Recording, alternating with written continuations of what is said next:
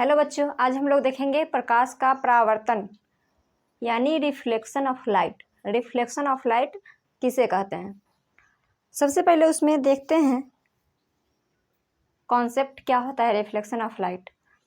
तो यदि किसी सतह पे प्रकाश पड़ने के बाद जिस माध्यम से आती है उसी माध्यम में फिर वापस उससे सतह से टकराकर वापस चली जाती है, उसी को हम लोग प्रकाश का परावर्तन कहते हैं।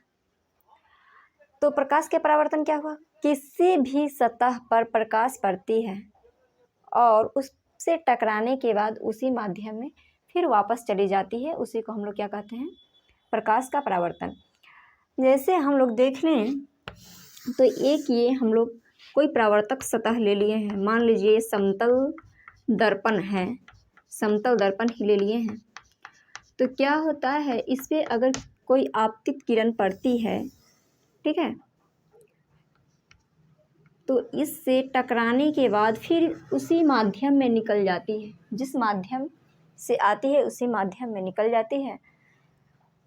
इसी आकर प्रकाश के टकराना फिर उसी माध्यम में निकल जाना प्रकाश का परावर्तन कहलाता है। ये जो आने वाली किरण होती है इसे हम लोग जो आपतित हो रही है आपतित किरण कहते हैं। इसे हम लोग क्या कहते हैं?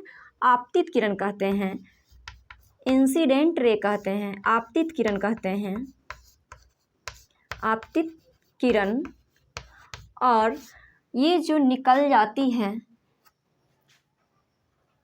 परावर्तित हो जाती है, परावर्तन के बाद जो निकल जाती है इसे हम लोग परावर्तित किरण कहते हैं, परावर्तित किरण, परावर्तित किरण कहते हैं। और बीच में जो अभिलंब अगर इस पे डाल दे, इसके बीचों बीच एक चिन्ह यानी अभिलंब डाल दें, इसी को हम लोग क्या कहते हैं? लंब या अभिलंब। इसके ऊपर से जो एक नॉर्मल डाल देते हैं इसी को ही अभिलंब कहते हैं। इसी को क्या कहते हैं? अभिलंब, नॉर्मल या लंब, इसी को कहते हैं। तो जो किरण आ रही है आपतित किरण, परावर्तन के बाद निकल रही है परावर्तित किरण, इस पे बीच में एक लंब डाल दिए, इसी को अभिलंब, नॉर्मल कहते हैं। और आपतित किरण और अभिलंब के बीच में जो कोण बनता है इसे हम लोग आपतन कोण कहते हैं। और अभिलंब और परावर्तित किरण के बीच जो कोण बनता है उसे हम लोग परावर्तन कोण कहते हैं। क्या कहते हैं? परावर्तन कोण कहते हैं। ठीक है, तो ये हो गया हमारा आपतन कोण, परावर्तन कोण। ये क्या हो गया? आपतन कोण, आपतन कोण। ये हो जाता है परावर्तन कोण, परावर्तन कोण। ठीक है, यहाँ पे देख रहे हैं ये क्या है?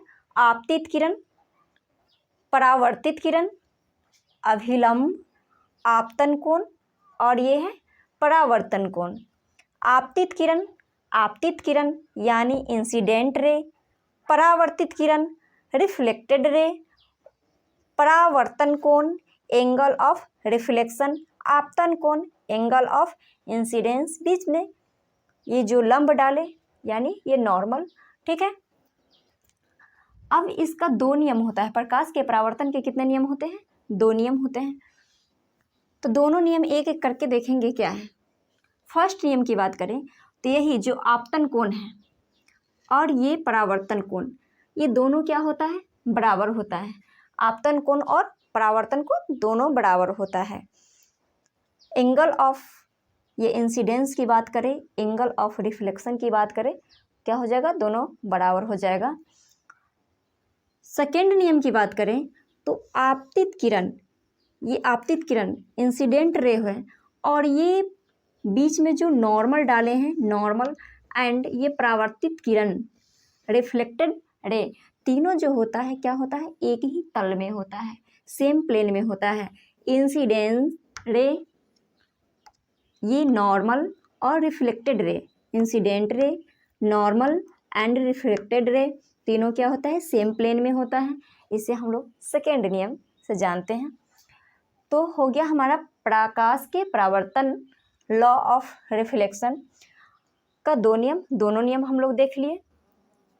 ये जो दोनों नियम हैं सभी प्रकार के दर्पण के लिए यही नियम होते हैं, या समतल दर्पण की बात करें या गोलीय दर्पण की बात करें। समतल दर्पण हम लोग अभी देखें। अब हम लोग देखेंगे गोलीय दर्पण में क्या होता है, गोलीय दर्पण किसे कहते हैं। ठीक है, इसको इरेज करते हैं, आगे हम लोग देखते हैं गोलीय दर्पण।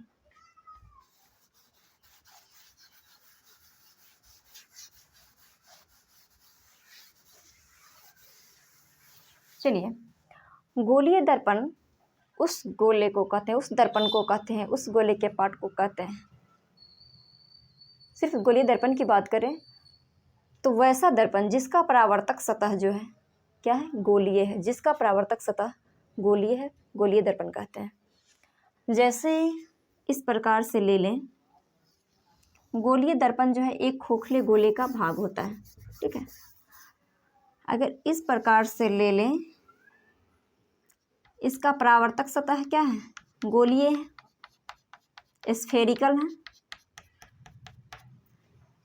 स्फेरिकल मिरर यानी गोलीय दर्पण की बात करें तो इसका परावर्तक सतह क्या होता है, गोलीय होता है, स्फेरिकल होता है। या तो इस तरह से हो सकता है या इस प्रकार का हो सकता है। नहीं, तो ये जो गोलीय दर्पण है, स्फेरिकल मिरर है, जिसका पार्ट जो परावर्तक पार्ट होता है उभरा हुआ हो, उसको हम लोग कहते हैं, उसे क्या कहते हैं, उत्तल दर्पण कहते हैं। और जिसका जो परावर्तक सतह होता है वो धंसा हुआ हो, उसे हम लोग अवतल दर्पण कहते हैं। इसे क्या कहते हैं, उत्तल दर्पण यानी कॉन्वेक्स मिरर।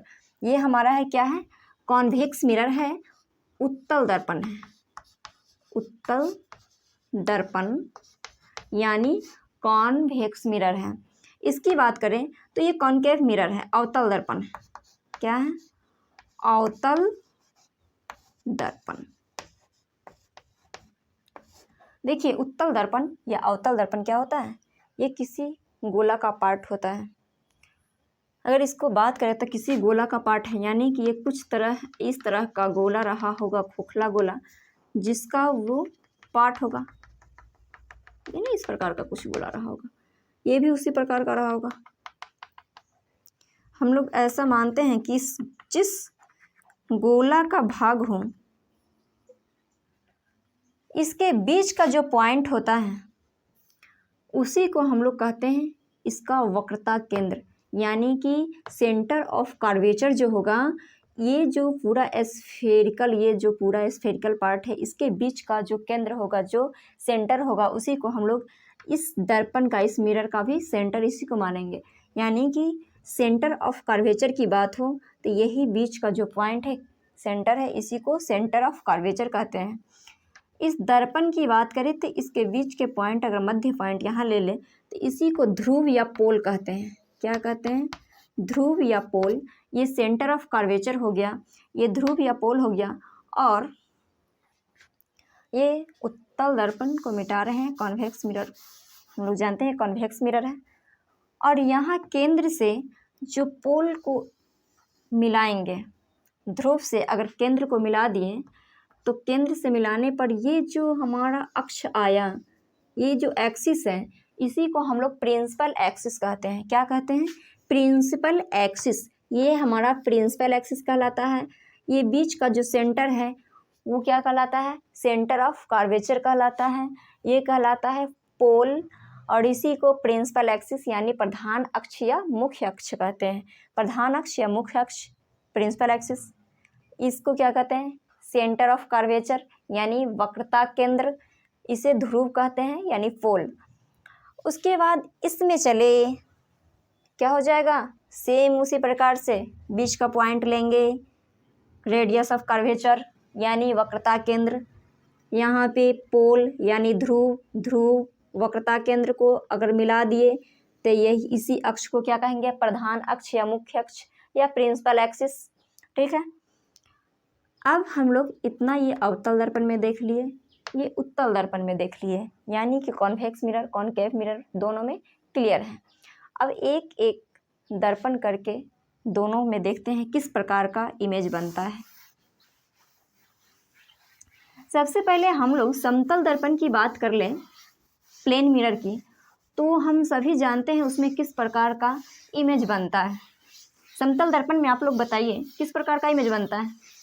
हम सभी उसमें रोज़ अपना चेहरा देखते हैं, रोज़ फेस देखा करते हैं। तो समतल दर्पण में किस प्रकार का बनता है? सीधा प्रतिबिंब बनता है। हम लोग अगर खड़े हैं उसमें खड़े दिखाई देते हैं ना, उल्टा तो नहीं दिखाई देते हैं। तो उसमें क्या है, सेम, यानी कि किस तरह का कहें, साइज में भी बराबर प्रतिबिंब बनता है। उसके बाद सीधा प्रतिबिंब बनता है, उसमें आभासी प्रतिबिंब बनता है। समतल दर्पण की बात करें तो क्या आभासी प्रतिबिंब बनता है। कहने का मतलब ये हुआ उसमें वास्तव में नहीं बनता है, वर्चुअल इमेज होता है, वास्तव में नहीं होता है। हम लोग को आभास होता है कि वो प्रतिबिंब बन रहा है। क्या दर्पण के पीछे वो सच में प्रतिबिंब बनता होता है? नहीं। तो इसलिए बोलते हैं कि वो आभासी प्रतिबिंब बनता है। वस्तु के आकार के साइज का प्रतिबिंब बनता है, आकार के साइज, सेम साइज का उसमें प्रतिबिंब बनता है। दर्पण से जितना फ्रंट पे, जितना आगे वस्तु होता है उतना ही पीछे उसका प्रतिबिंब बनता है। लेकिन पार्श्विक रूप से, लेटरली रूप से कहें तो क्या उल्टा प्रतिबिंब बनता है। कहने का मतलब ये है कि यदि हम लोग अपने लेफ्ट हैंड को अगर ऊपर करें तो उसमें इस तरह का प्रतीत होता है कि उस प्रतिबिंब में राइट हैंड ऊपर किया जा रहा है। हम लोग अगर लेफ्ट हैंड को अगर थोड़ा सा हिलाकर दिखा रहे हैं तो उसमें लगता है कि नहीं उसका राइट हैंड है, नहीं। तो इस तरह से लेटरली क्या होता है, उल्टा बनता है, पार्श्विक रूप से उल्टा प्रतिबिंब बनता है, नहीं। तो हम लोग को समतल दर्पण में क्लियर है किस प्रकार का प्रतिबिंब बनता है। दर्पण से जितना वस्तु आगे हो उतना ही दर्पण के पीछे बनता है, वास्तव में नहीं बनता है, आभासी प्रतिबिंब होता है, सीधा प्रतिबिंब होता है। वस्तु के आकार के साइज का, जो वस्तु के आकार होता है उसी आकार का प्रतिबिंब का भी आकार होता है। उसके बाद बात करें तो जितना आगे होता है बस उतना ही डिस्टेंस पर पीछे होता है, आभासी होता है, ठीक है। अब हम लोग चलते हैं गोलीय दर्पण में। गोलीय दर्पण में किस प्रकार का प्रतिबिंब बनेगा? तो गोलीय दर्पण एक एक करके दोनों दर्पण को देखेंगे, कॉन्वेक्स एंड कॉनकेव। पहले हम लोग कॉनकेव मिरर को देख लेते हैं। कॉनकेव मिरर की बात करें तो यही तो है कॉनकेव मिरर। तुरंत हम लोग देखे थे कॉनकेव मिरर, नहीं, कुछ यही था कॉनकेव मिरर। कॉनकेव मिरर में हम लोग देखे हैं कि यहाँ पे कुछ अगर इसका केंद्र रहा हो, वक्रता केंद्र यानी सेंटर ऑफ कर्वेचर यहाँ पे हो, और यहाँ पे इसका पोल हो, तो पोल से लेकर और सेंटर ऑफ कर्वेचर को मिलाने वाली रेखा, पोल से सेंटर ऑफ कर्वेचर को मिलाने वाली जो ये एक्सिस है इसी को हम लोग प्रिंसिपल एक्सिस कहते हैं, नहीं। इसी को क्या कहते थे? प्रिंसिपल एक्सिस, यानी प्रधान अक्ष, मुख्य अक्ष या प्रधान अक्ष, बात बराबर हुआ, या प्रिंसिपल एक्सिस बोले। और प्रिंसिपल एक्सिस इसे क्या कहते थे? इसको सेंटर ऑफ कर्वेचर एंड इसे पोल हम लोग कहते थे। इसे सेंटर ऑफ कर्वेचर, पोल, इसको अक्ष को क्या? मुख्य अक्ष या प्रधान अक्ष या प्रिंसिपल एक्सिस। अब प्रिंसिपल एक्सिस के पैरेलल में, प्रिंसिपल एक्सिस के समांतर में कोई किरण आ रही हो तो किस तरह का, यहाँ पे दर्पण के बाद परावर्तन, दर्पण से परावर्तन के बाद क्या होगा वो देखते हैं। अगर प्रिंसिपल एक्सिस के पैरेलल में आती है तो दर्पण से परावर्तन के बाद जहाँ पे ये मुख्य अक्ष पर कट करते हुए निकल जाती है उसी को हम लोग फोकस कहते हैं। प्रिंसिपल एक्सिस के पैरेलल में कितना भी हम लोग किरण लाएं उसको अगर दर्पण से परावर्तन करवाएंगे तो इसी बिंदु को कट करते हुए आगे निकलेगी। और भी ले लें, ये भी एक किरण ले लें जो प्रिंसिपल एक्सिस की क्या है, समानांतर आ रही है यानी पैरेलल आ रही है। इसको भी जब गुजारेंगे तो कुछ इस तरह से इसी पॉइंट पे कट करते हुए निकल जाएगी। इधर से भी अगर कोई पैरेलल किरण ले ले तो भी क्या होगी, सभी उसी पॉइंट पे कट करते हुए निकल जाएगी। यानी जिस पॉइंट पे ये कट कर रही है इसी को हम लोग क्या कहते हैं, फोकस कहते हैं। फोकस का डिफिनेशन क्लियर। प्रधान अक्ष के समानांतर कोई किरण को दर्पण से परावर्तन कराने के बाद, क्या, प्रधान अक्ष से समानांतर कोई किरण आ रहा है, वो किरण जब दर्पण से परावर्तन के बाद परावर्तित होकर जब गुजरती है तो प्रधान अक्ष पर, प्रिंसिपल एक्सिस पर जहाँ पे कट करती है उसी को हम लोग क्या कहते हैं, फोकस। उसी को क्या कहते हैं, फोकस। तो ये हो गया फोकस। अब हम लोग देखेंगे, फोकस तो हो गया, फोकस दूरी किसको कहते हैं, कहाँ से कहाँ की दूरी को फोकस दूरी कहेंगे। तो यहाँ पे जो पोल है, पोल से लेके फोकस के बीच का जो डिस्टेंस है, पोल से लेके फोकस के बीच के डिस्टेंस को ही क्या कहते हैं, फोकस दूरी। ध्रुव से लेकर फोकस के बीच की दूरी जो है, इसी दूरी को हम लोग क्या कहते हैं, फोकस दूरी कहते हैं। फोकस दूरी क्लियर। ध्रुव से फोकस के बीच की दूरी फोकस दूरी, आसान है। और यहाँ ये केंद्र जो है, क्या है, केंद्र, वक्रता केंद्र। और इससे ध्रुव से लेके वक्रता केंद्र के बीच को जो दूरी है उसी दूरी को हम लोग क्या कहते हैं, वक्रता त्रिज्या कहते हैं। क्या कहते हैं, वक्रता त्रिज्या कहते हैं। वक्रता त्रिज्या की बात करें, वक्रता त्रिज्या, रेडियस ऑफ कर्वेचर, वक्रता त्रिज्या रेडियस ऑफ कर्वेचर, आर से डिनोट करते हैं। इसकी बात करें तो ये फोकस के 2 गुना दूरी पर होता है। फोकस जो होती है C and P, pole and centre of curvature के एकदम मध्य बिंदु में होती है, एकदम बीच में होती है। कहाँ, ये वक्रता केंद्र और ध्रुव के बिल्कुल बीच में, ठीक बीच में होती है। इसीलिए फोकस के क्या है, फोकस दूरी के 2 गुना पर होती है। क्या, वक्रता त्रिज्या जो है फोकस दूरी के 2 गुना होती है। इसलिए वक्रता त्रिज्या क्या है, 2f के बराबर हो जाती है। फोकस दूरी की ये 2 गुना होती है। ठीक है, इससे हम लोग देखें तो f बराबर फार्मूला क्या हो जाएगा, फोकस बराबर क्या हो जाएगा, r/2। फोकस बराबर कहें तो r/2 होगा। फोकस ये क्या है, फोकस दूरी, फोकस दूरी, फोकस दूरी f बराबर क्या हो गया, r/2। क्लियर है। एक पॉइंट और देख लें इसमें, यहाँ पे कर लेते हैं।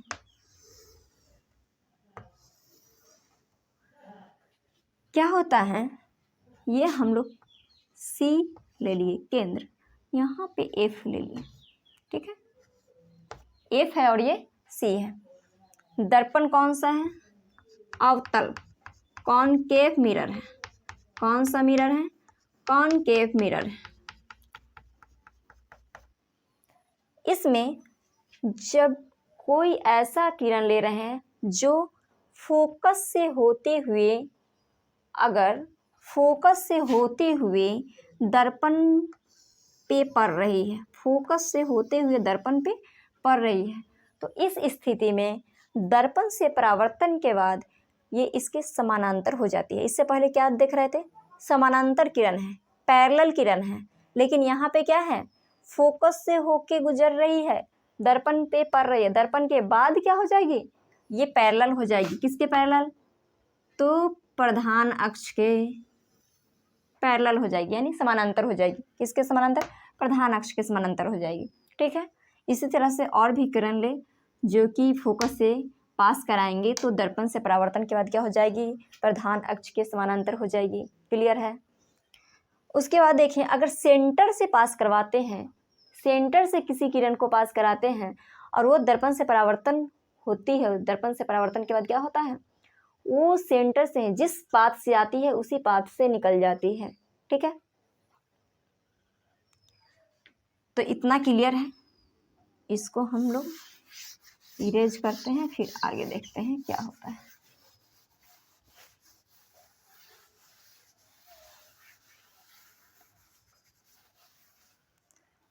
इतना बात अगर अच्छे में समझ में आ गया हो तभी आगे का समझ में आएगा। इसलिए इसे सही से समझे। ऐसे फोकस करेंगे तो फोकस ये अब दर्पण से फोकस वाला नहीं, इस पे फोकस करके देखने के लिए बोल रहे हैं, मतलब अच्छे से देखने के लिए बोल रहे हैं।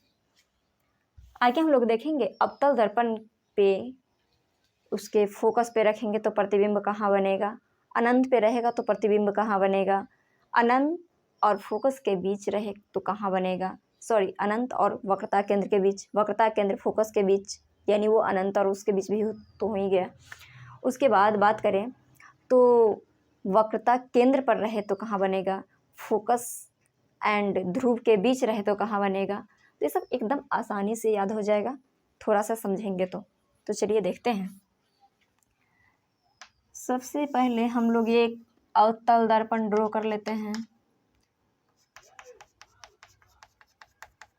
ये है क्या, अवतल दर्पण, कॉनकेव मिरर है, ठीक है। अब इसमें क्या करेंगे हम लोग, प्रधान अक्ष, ये क्या है, प्रधान अक्ष है, प्रिंसिपल एक्सिस, ठीक है। यहाँ पे इसका सेंटर एफ बीचों बीच पूरा लेंगे फोकस से, ठीक है, लगभग फोकस यहाँ पे।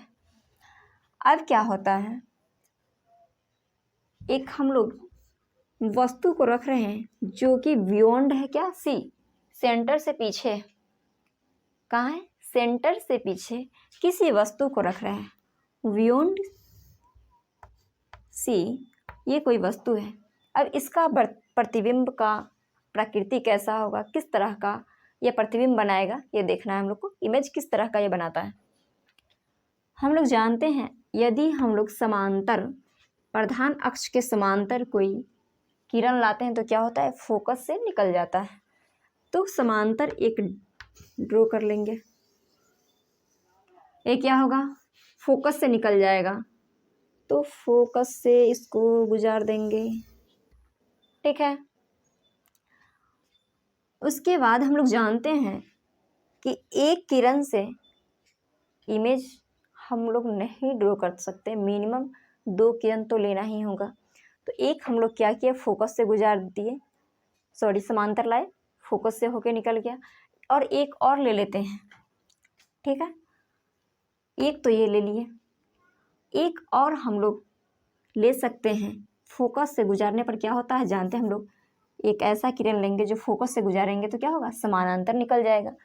तो हम लोग लेते हैं फोकस से उसको गुजारते हैं, दर्पण से परावर्तन, परावर्तन के बाद क्या होगा, ये इसके समांतर, प्रधान अक्ष के समांतर निकल जाएगा,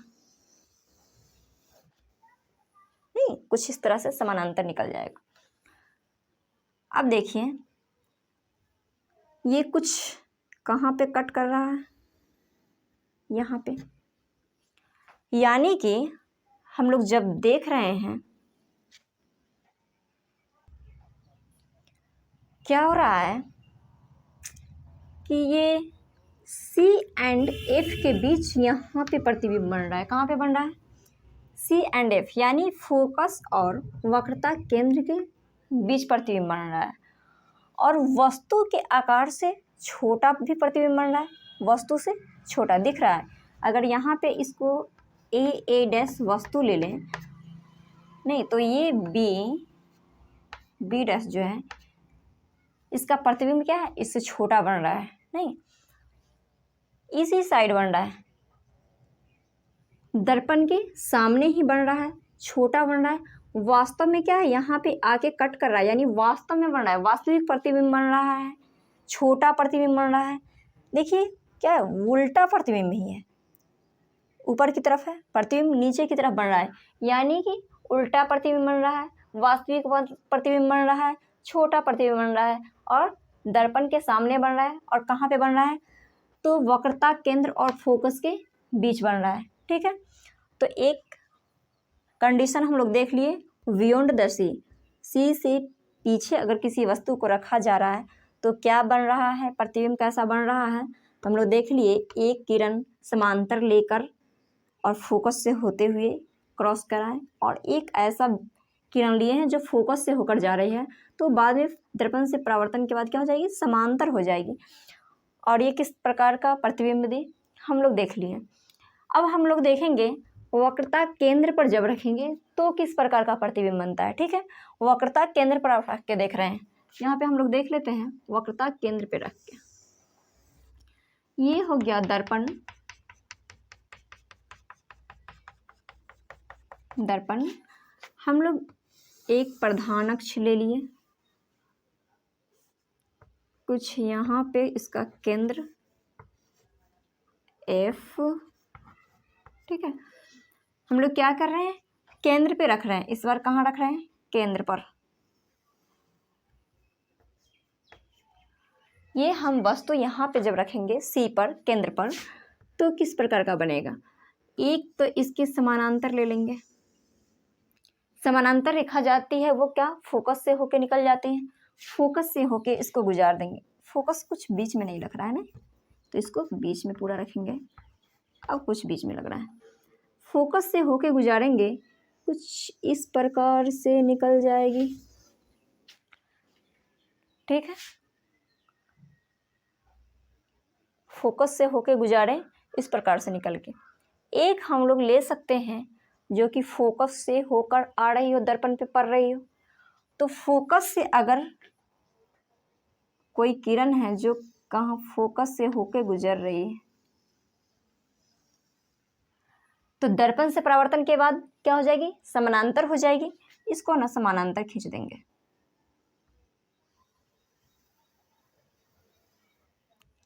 अब हम लोग देखेंगे तो ये कुछ इसी के सामने बन जाएगी प्रतिबिंब, और इसके बराबर बन जाएगी। देखिए बराबर आकार की दिख रही है, ये हमारा प्रतिबिंब है।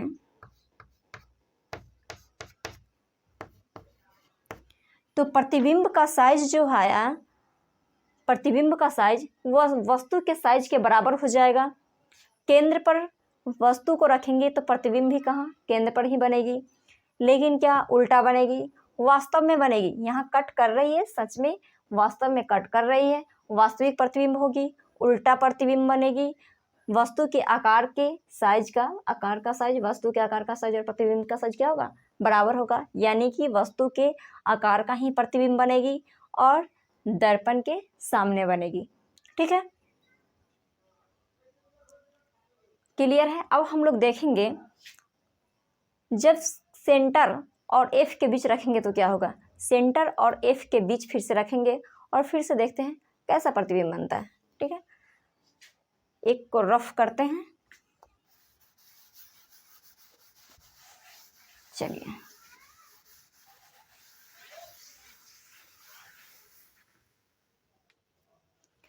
अब हम लोग को कहाँ रखना है,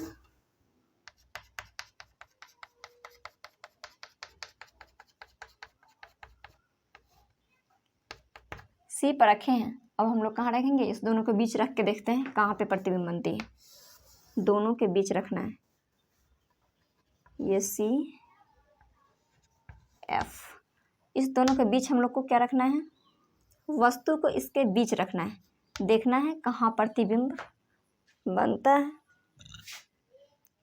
चलिए यहाँ से एक समांतर रेखा ले लेंगे। हम लोग जानते हैं प्रधान अक्ष के समांतर रेखा जो लेते हैं वो क्या होता है, दर्पण से परावर्तन के बाद फोकस से होके गुजर जाता है। कहाँ से होके गुजरता है, फोकस से होके गुजरता है। तो इसको हम लोग फोकस से होके गुजार देंगे। एक और हम लोग ले सकते हैं अभी जो फोकस से होके आए, समानांतर हो जाए।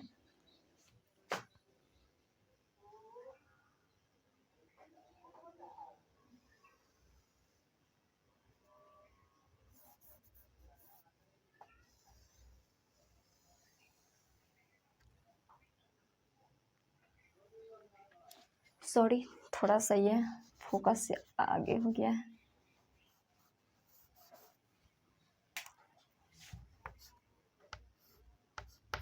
इसको फोकस से हमको गुजारना है। कहाँ से, फोकस से होके ऐसा रेखा लेंगे जो फोकस से होके, अब इसको क्या करेंगे, समानांतर ये हो जाएगी। अब देखिए किस तरह का प्रतिबिंब बना। वास्तव में यहाँ कट किया, यानी कि वास्तविक प्रतिबिंब हो गया। वस्तु के आकार से बड़ा आकार दिख रहा है, वस्तु के आकार से क्या है, बड़ा है, उल्टा है। तो कहेंगे जब हम लोग F और C के बीच जब रखते हैं, यानी फोकस और वक्रता केंद्र के बीच जब रखते हैं, तो किस प्रकार का बनता है प्रतिबिंब। तो यहाँ पे देख रहे हैं किस प्रकार का बन रहा है, इससे बड़ा बन रहा है, यानी साइज में क्या बनेगा, बड़ा बनेगा। उसके बाद इसकी बात करें तो क्या है, उल्टा प्रतिबिंब बन रहा है, नहीं उल्टा प्रतिबिंब बनेगा, बड़ा प्रतिबिंब बनेगा। वस्तु के आकार से तो बड़ा है, उल्टा है। दर्पण के क्या है, सामने है, और कहाँ पे है, तो बियॉन्ड सी, सी के पीछे बन रहा है। कहाँ बन रहा है, तो सी के पीछे बन रहा है। क्लियर, सी के पीछे। वास्तविक है, आभासी है, वास्तविक है, क्योंकि वास्तविक प्रतिबिंब, रियल इमेज है, ये वास्तव में बन रहा है। अगर सच में यहाँ पे वास्तव में नहीं कट करता तो हम लोग क्या कहते हैं, आभासी प्रतिबिंब है, नहीं। तो इतना क्लियर है। आगे हम लोग देखेंगे अब जब F पे रखेंगे तो क्या होगा, वस्तु को कहाँ रखेंगे, F पे, फोकस पे रखेंगे, तो किस प्रकार का प्रतिबिंब बनेगा, ये हम लोग को देखना है। हम लोग एक चीज़ अभी तक देखे हैं, जब हम लोग इससे बियॉन्ड पीछे जब रख रहे थे वस्तु को, तो क्या हो रहा था, जब वस्तु पीछे थी तो ये इसका प्रतिबिंब जो है कहाँ बन रहा था, C एंड F के बीच, यानी सेंटर एंड फोकस के बीच बन रही थी। आकार में क्या, छोटा बन रही थी, आकार में क्या थी, छोटा थी, वस्तु से छोटा आकार की बन रही थी, इस दोनों के बीच बन रही थी।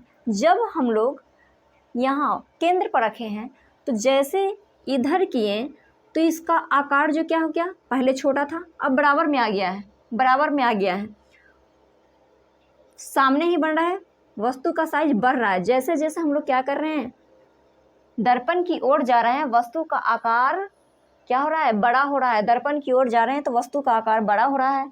अभी देख रहे हैं तो अभी क्या है, बड़ा हो रहा है, लेकिन अभी दर्पण के सामने ही बन रहा है और वास्तविक प्रतिबिंब ही बन रहा है, नहीं। इसमें भी देखें तो क्या है, और इसके बीच आ गए हैं, और आगे, और दर्पण की ओर बढ़े हैं, तो और क्या हो गया, यहाँ तो बराबर था और भी बड़ा बन गया, वस्तु से भी बड़ा बन गया है, सेंटर से पीछे। यानी कि जैसे जैसे हम लोग दर्पण की ओर बढ़ रहे हैं, प्रतिबिंब क्या है, धीरे धीरे पीछे की ओर जा रही है, नहीं, धीरे धीरे दर्पण से दूर बन रही है। पहले कहाँ था, जब इसके पीछे था तो यहाँ बीच में बन रहा था, उसके बाद इधर बन गया, सेंटर पर आ गया। अब जब हम सेंटर और F के बीच यहाँ डाले हैं तो अब इससे भी पीछे बन गया। यानी धीरे धीरे क्या हो रहा है, धीरे धीरे प्रतिबिंब जो बन रही है दर्पण से दूर बन रही है, जैसे जैसे वस्तु क्या है, नज़दीक में जा रही है। यानी F पर अब करके देखते हैं इसी तरह से कुछ हो रहा है क्या।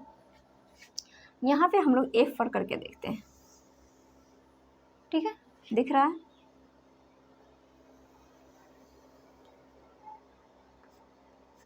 ये है हमारा दर्पण, कौन सी दर्पण है, अवतल दर्पण। हम लोग इसमें केंद्र और F ले लिए। वस्तु कहाँ रखनी है, तो वस्तु हम लोग को F पे रखनी है, ठीक है। F पे कोई वस्तु को रख दिए, यही हमारा वस्तु है F पे। अब इसका प्रतिबिंब बनाना है, एक तो हम लोग आराम से गुजार लेंगे, इसके समानांतर ले लेंगे, और समानांतर जो लेते हैं प्रधान अक्ष के क्या होता है, फोकस से जाता है। हम लोग बार बार देख रहे हैं, सबको याद हो गया होगा कि जब हम लोग समानांतर लेते हैं तो क्या होती है, F से होके गुजरती है, क्या होती है, F से होके गुजरती है, गुजार दिए। अब देखिए हर बार क्या ले रहे थे, F से एक किरण को गुजार रहे थे, लेकिन इस बार तो F से नहीं ले सकते हैं दर्पण से परावर्तन के लिए। इस बार क्या करेंगे, हम लोग एक चीज़ और देखे थे, जब सेंटर से कोई किरण को पास कराते हैं तो वापस सेंटर से ही लौट जाती है। अब सेंटर से एक ले लेंगे किरण जो सेंटर से होकर दर्पण पे आके पड़ती हो, इसके लिए दर्पण को भी थोड़ा बड़ा करना पड़ेगा ना।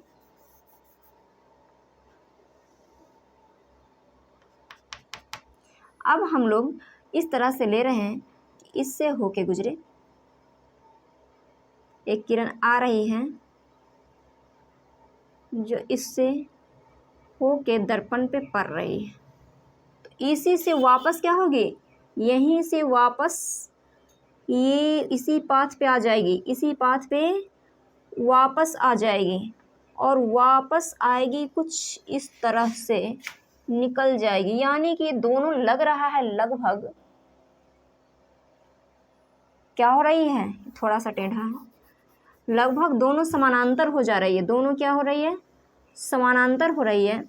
तो हम लोग ऐसा जब समानांतर निकल रही हो तो हम लोग मानते हैं कि कहीं अनंत तक जाएगी, कहीं पे अनंत पे जाके क्या हो जाएगी, मिल जाएगी। यानी कि जब हम लोग एक पर वस्तु को रखें तो कहाँ पे कट करेगी, अनंत पर कहीं जाएगी, अनंत पर मिलेगी, और वास्तव में कहीं पे मानते हैं जाके ये क्या कर जाएगी, कट कर जाएगी।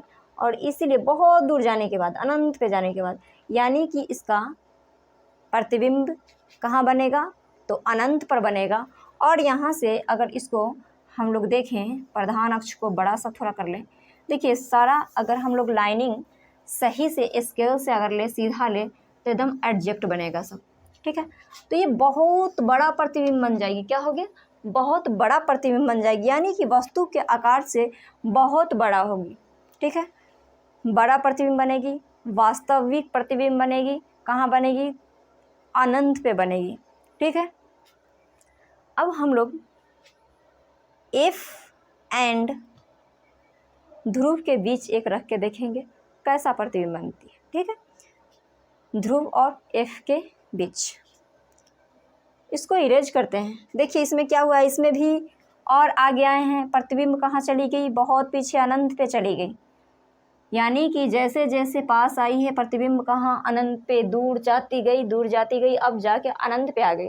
तो अब अगला में थोड़ा इंटरेस्टिंग है कि यहाँ पे इसके बीच जब डालेंगे तब प्रतिबिंब कहाँ बनती है, जब हम वस्तु को फोकस और ध्रुव के बीच रखेंगे तब कहाँ, ये तो अनंत पे बन गई, इसके बाद कहाँ बनती है, नहीं। तो चलिए इसको थोड़ा रफ करते हैं और देखते हैं आगे क्या होती है।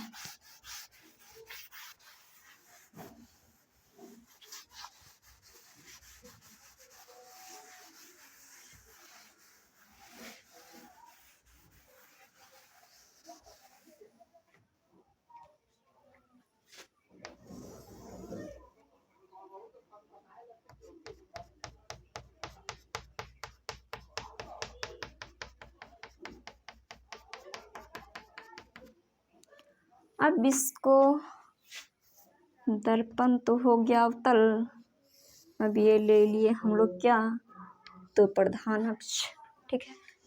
ये है प्रधान अक्ष, यहाँ पे कुछ सेंटर और यहाँ पे कुछ एफ इस तरह से ले लिए, ठीक है। लगभग बीच नहीं दिख रहा है, थोड़ा सा इधर दिख रहा है, देखिए एकदम बीचों बीच होना चाहिए, नहीं तो यही क्या होता है, थोड़ा सा गलत इमेज बनने लगता है जिससे दिक्कत हो सकती है। अब हम लोग को क्या है, एफ एंड ध्रुव पी के बीच लेना है, किसी वस्तु को रख देना है। मान लिए कि यहाँ पे कोई वस्तु है, हम लोग जानते हैं जब भी इसके समानांतर कोई क्या, इसके समानांतर प्रधान अक्ष के समानांतर रेखा लेते हैं तो वो दर्पण से परावर्तन के बाद फोकस से होके निकल जाती है। तो इसको जब हम लोग फोकस से गुजारेंगे तो कुछ इस तरह से आएगी,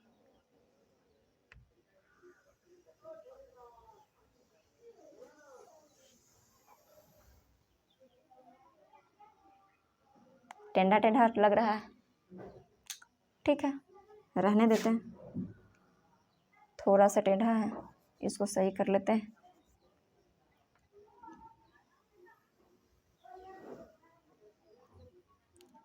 अब थोड़ा सा इस प्रकार से निकल जाएगी, कहाँ से, कुछ इस प्रकार से निकल जाएगी, नहीं।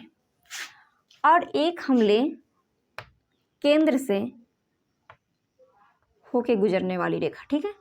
तो केंद्र से जो रेखा को हम लोग गुजारेंगे उसको देखते हैं किस प्रकार से होगी। तो कुछ इस तरह से इसको मिलाएंगे, यही तो दर्पण से परावर्तन के बाद कुछ इस तरह से आएगी और कुछ इस तरह से आते हुए इसको रफ कर देते हैं, इसको मिटा देते हैं क्योंकि सही से नहीं दिखेगा क्लियर। और कुछ इस तरह से निकल जाएगी। यहाँ पे थोड़ा सा टेढ़ा है, इतना इतना हम लोग समझ लेंगे कि थोड़ा सा हो जाता है। ये दिख रहा है क्लियर कि यहाँ का डिस्टेंस बहुत कम है, धीरे धीरे दूर होते जा रही है। क्या ये कहीं जाके मिलेगी? नहीं, कहीं नहीं मिलेगी। यानी कि ये कहीं पे कट ही नहीं करेगी, यानी इसका कोई वास्तविक प्रतिबिंब नहीं बनेगा। यानी जब हम लोग अवतल दर्पण के फोकस और ध्रुव के बीच जब रखेंगे तो उसका कोई वास्तविक प्रतिबिंब नहीं बनेगा। अब इसका क्या होगा, आगे हम लोग ऐसा तो कर सकते हैं, इसको अगर ड्रॉ करें तो आगे में ये मिल जाएगा। धीरे धीरे क्या है, नज़दीक होते जा रही है, तो कुछ आगे में जाके इस प्रकार से क्या हो जाएगी, थोड़ा और आगे जाके और इस प्रकार से यहाँ पे मिल जाएगी। लेकिन मिल रही है क्या वास्तव में? नहीं। हम लोग इस दर्पण से तो परावर्तित होकर किरण निकल गई, हम लोग इसको क्या कर रहे हैं, मिला रहे हैं, आगे बढ़ा के इस किरण को मिला रहे हैं, इसलिए क्या हो जाएगी, आभासी प्रतिबिंब होगी। वास्तव में नहीं मिल रही है, हम लोग इसको मिला रहे हैं, आभासी प्रतिबिंब होगी। और किस प्रकार का, दर्पण के पीछे आभासी एंड वस्तु से क्या हो जाएगी, बड़ा हो जाएगी, वस्तु से बड़ा प्रतिबिंब बनेगी। ठीक है, तो आई थिंक समझ में आ गया होगा किस तरह से प्रतिबिंब वस्तु कहाँ रखते हैं तो किस प्रकार की, किस प्रवृत्ति की बनती है, बड़ा बनती है, छोटा बनती है, आभासी बनती है, वास्तविक बनती है, किस प्रकार के बनती है, एक क्लियर हो गया होगा। अवतल दर्पण के लगभग हम लोग सभी देख लिए हैं स्थिति। हाँ, शायद एक नहीं देखे हैं, जब वस्तु अनंत पर होगी तो किस प्रकार का बनेगी, वस्तु अनंत पे होगी तो किस प्रकार का बनेगी। चलिए वो भी देख ही लेते हैं। जब वस्तु अनंत पे होती है तो प्रतिबिंब किस प्रकार का बनती है। ये है हमारा अवतल दर्पण। जब अवतल दर्पण में वस्तु को अनंत पर रखेंगे तो किस प्रकार का बनेगी, ये हो गया C और ये है F।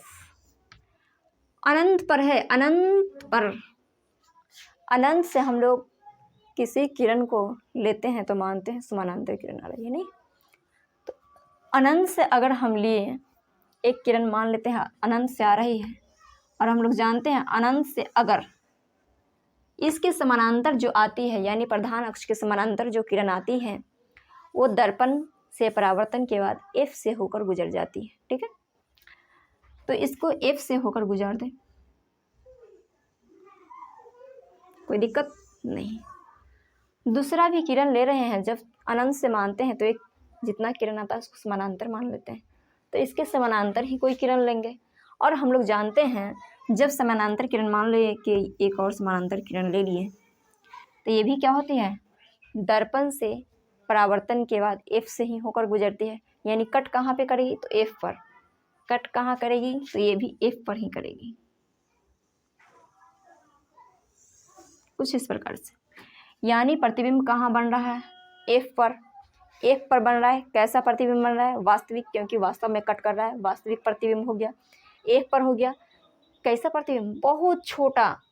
कैसा, बहुत छोटा, एज लाइक पॉइंट साइज। कितना, पॉइंट साइज का, मानेंगे एकदम बिंदु के आकार का प्रतिबिंब, बहुत छोटा प्रतिबिंब बनेगा। नहीं, जब कब अनंत पर, अनंत पर वस्तु रहेगा तब कहाँ, F पर, छोटा साइज। ठीक है, वास्तविक। अब हम लोग लगभग अवतल दर्पण से सभी किस प्रकार का प्रतिबिंब कहाँ पर बनेगा, किस प्रकार का बनेगा, लगभग सभी को देख लिए हैं। अब हम लोग को देखना है उत्तल दर्पण का।